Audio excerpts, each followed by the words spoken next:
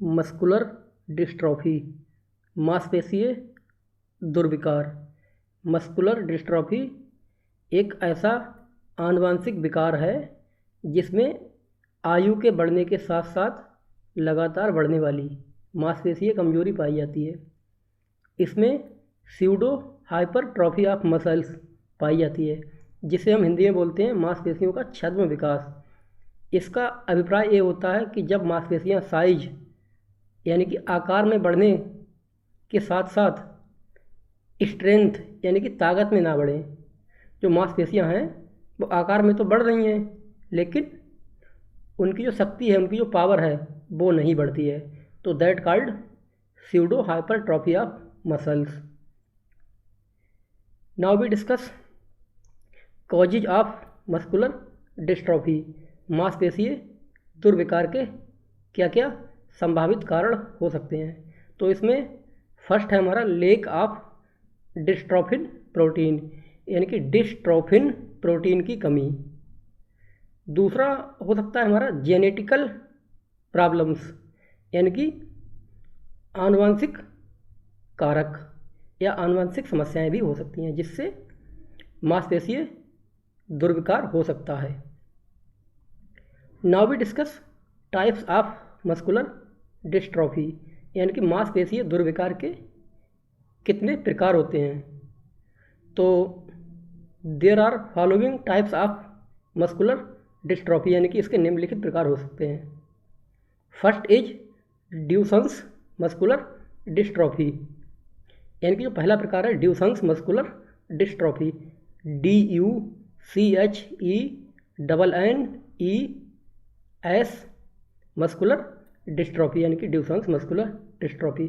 Second हमारा है myotonic muscular dystrophy, MYOTONIC myotonic muscular dystrophy. Third जो हमारा है वो हो जाएगा Becker's muscular dystrophy, BECKERS Becker's muscular dystrophy. Fourth हमारा हो जाएगा limb girdle muscular dystrophy, LIMB GIRDLE limb girdle muscular dystrophy. Fifth हमारा हो जाएगा facio scapulo muscular dystrophy, facio scapulo muscular dystrophy. Six हमारा हो जाएगा कंजेनाइटल मस्कुलर डिस्ट्रॉफी, इसे हम बोलेंगे हिंदी में जन्मजात मांसपेशीय दुर्विकार, कंजेनाइटल को बोलेंगे हम। Now we discuss complications in muscular dystrophy, यानी कि किसी भी व्यक्ति को मांसपेशीय दुर्विकार है, किसी भी बच्चे को, तो उसे क्या क्या कॉम्प्लिकेशंस यानी कि समस्याओं का सामना करना पड़ता है। तो उसमें हमारा फर्स्ट हो जाएगा कार्डियोमायोपैथी। कार्डियो मीन्स होता है हार्ट अर्थात हृदय, मायो मीन्स होता है मसल्स अर्थात मांसपेशियाँ, पैथी मीन्स होता है डिजीज अर्थात रोग, यानी कि जो हृदय की मांसपेशियाँ होती हैं उनमें रोग या वीकनेस यानी कि कमजोरी हो जाती है। तो ये इससे भी उन्हें बहुत ही समस्याओं का सामना करना पड़ता है। तो ये फर्स्ट हो गया कार्डियोमायोपैथी। सेकंड जो हमारा हो जाएगा लंग्स फेल्यूर, यानी कि फेफड़े होते हैं वो भली भांति काम नहीं करते हैं, फेफड़े फेल होने लगते हैं, उनकी कार्य क्षमता प्रभावित होती है।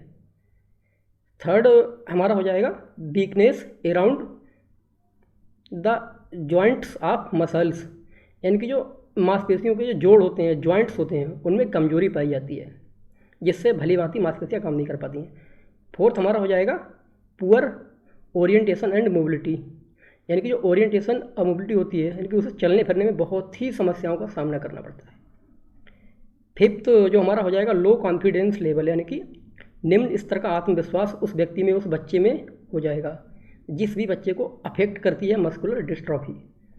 सिक्स हमारा हो जाएगा लो एकेडमिक अचीवमेंट, शैक्षणिक उपलब्धि भी उसकी बहुत ही निम्न स्तर की हो जाएगी, क्योंकि इतनी सारी समस्याएं वैसे ही हो गई हैं, तो वो तो हो ही जाएगा। Now we discuss Duchenne's muscular dystrophy in detail. अब हम जो ड्यूसन्स मस्कुलर डिस्ट्रॉफी है इसके बारे में विस्तार पूर्वक चर्चा करते हैं, क्योंकि यही हमारा एग्जाम के पॉइंट ऑफ व्यू से बहुत ही इम्पोर्टेंट रहने वाला है। तो इसके बारे में निम्नलिखित प्रकार से अध्ययन कर सकते हैं। It is more common type of muscular dystrophy, यह सबसे अधिक पाया जाने वाला मस्कुलर डिस्ट्रॉफी का प्रकार है। It is main common in male, यह मेल में अधिक पाया जाता है। जो मेल यानी कि पुरुष होते हैं उनमें 75% अगर ये पाया जाएगा तो फीमेल में केवल 25% ही पाया जाएगा। यानी कि इसका जो रेशियो, इसका अनुपात रहेगा वो 3:1 रहेगा। यानी कि अगर 3 पुरुषों को ये प्रभावित कर रहा है तो केवल एक ही फीमेल को प्रभावित करेगा, 3:1। इट इज अ लिंग recessive disorder, it is a लिंग रिसेसिव डिसऑर्डर, यह एक लिंग संलग्न डिसऑर्डर होता है। लिंग संलग्न के बारे में थोड़ा ज़्यादा डीपली चर्चा नहीं करेंगे क्योंकि it is the topic of genetics, ये आनुवंशिकी का टॉपिक है। तो जिन लोगों ने जेनेटिक्स पढ़ी होगी उसके बारे में वो लोग वहाँ से रिकवर कर सकते हैं। तो अब हम बात करते हैं some common characteristics of Duchenne's muscular dystrophy, यानी कि ड्यूशन्स मस्कुलर डिस्ट्रॉफी की कुछ सामान्य विशेषताएं। तो इसमें जो हमारी फर्स्ट विशेषता हो जाएगी Gower's sign, GOWER apostrophe SIEN, Gower's sign. ठीक है, गोबर साइन से बहुत अच्छी तरह से समझा जा सकता है कि इस व्यक्ति को मस्कुलर डिस्ट्रॉफी है। तो ये क्या होता है, इसमें सबसे पहले बच्चा जब उठने की कोशिश करता है तो अपने पहले पंजों को पकड़ेगा, फिर अपनी मतलब पंजे हो गया, फिर एड़ी हो गई, इसके बाद घुटने, फिर कूल्हे, ऐसे करके उठने की कोशिश करता है। सेकंड हो जाएगा लेक ऑफ डिस्ट्रोफिन प्रोटीन, यानी कि डिस्ट्रोफिन प्रोटीन की कमी से भी पता लगाया जा सकता है कि किसी व्यक्ति में मस्कुलर डिस्ट्रॉफी हो सकती है। थर्ड हो जाएगा स्यूडो हाइपरट्रॉफी ऑफ मसल्स, मांसपेशियों का छद्म विकास। इसके बारे में हम पहले ही चर्चा कर चुके हैं, जब मांसपेशियां साइज में बढ़ने के साथ साथ स्ट्रेंथ यानी कि ताकत में ना बढ़ें तो that called pseudo hypertrophy of muscles. Fourth हमारा जो हो जाएगा, इसमें जो मांसपेशियों में कमजोरी होती है वो पहले पंजे में, फिर एड़ी में, फिर घुटनों में, फिर कूलों में, फिर मतलब ब्रीदिंग सिस्टम यानी कि श्वसन तंत्र में, फिर फेस यानी कि चेहरे की तरफ बढ़ती रहती है। और 18-20 साल की आयु तक बच्चे की डेथ हो जाती है क्योंकि इतनी सीवियर कैटेगरी की प्रॉब्लम से वो प्रभावित हो जाता है बच्चा कि वो जीवित ही नहीं रह पाता है। अगर किसी बच्चे को मस्कुलर डिस्ट्रॉफी हो गई है तो उसकी लाइफ मैक्सिमम 20 ईयर्स तक ही संभावित हो सकती है। Now we discuss diagnosis of muscular dystrophy, यानी कि कौन से ऐसे तरीके हैं जिनसे हम मस्कुलर डिस्ट्रॉफी को पहचान सकते हैं या उनका निदान कर सकते हैं। तो इसमें फर्स्ट हमारा हो जाएगा CPK टेस्ट, क्रिएटिनिन फास्फोकाइनिन टेस्ट। अगर ब्लड में CPK का लेवल हाई है यानी कि बढ़ा हुआ है, उच्च है, तो ये सिंबल है कि मस्कुलर डिस्ट्रॉफी उस बच्चे को या उस व्यक्ति को प्रभावित कर सकती है। सेकंड हमारा हो जाएगा EMG टेस्ट, इलेक्ट्रोमायोग्राफी। इससे हम मांसपेशियों की मसल्स की इलेक्ट्रिक मोशन यानी कि गति को जान सकते हैं। थर्ड हमारा हो जाएगा मसल्स बायोसी।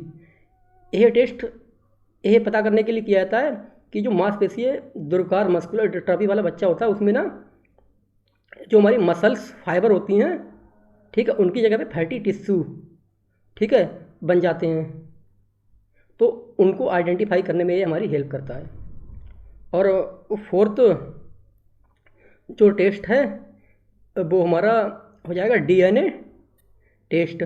तो इससे भी हम बहुत ही आसानी पूर्वक मस्कुलर डिस्ट्रॉफी के बारे में जान सकते हैं, ठीक है। और जो फिफ्थ हमारा हो जाएगा NCB test, nerve conduction velocity. इससे भी हम नर्व के बारे में, कंडक्शन के बारे में जान सकते हैं। और 6 नंबर का जो हमारा हो जाएगा लेक ऑफ डिस्ट्रोफिन प्रोटीन, तो DNA टेस्ट हो गया या नर्व कंडक्शन, और बहुत सारी चीज़ें हैं, इनके जरिए हम पता कर सकते हैं कि उसमें डिस्ट्रोफिन प्रोटीन की कमी है तो बच्चे को ये मतलब उसके होने के चांसेस हैं यानी कि मस्कुलर डिस्ट्रॉफी के। तो now we discuss management of muscular dystrophy. तो फर्स्ट इज मेडिकल ट्रीटमेंट। तो इसमें सबसे पहले हम बताना चाहेंगे, firstly I want to tell you कि मस्कुलर डिस्ट्रॉफी का कोई क्योर नहीं है, यानी कि कोई इसका पक्का या अच्छी तरह से कोई इलाज अभी उपलब्ध नहीं है, ठीक है। There is no cure of muscular dystrophy.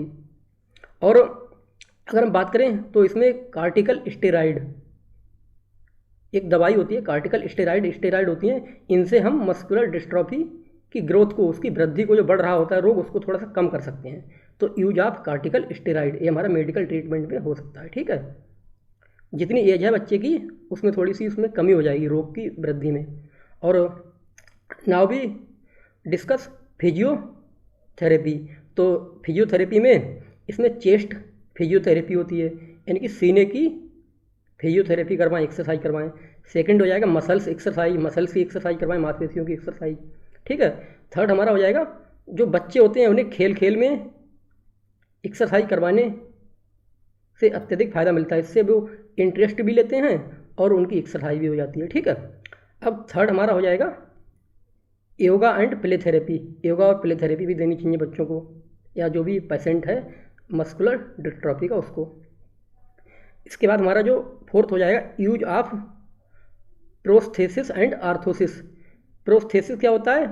जो हमारे आर्टिफिशियल लिम्ब होते हैं, और आर्थोसिस क्या होता है? Assistive devices.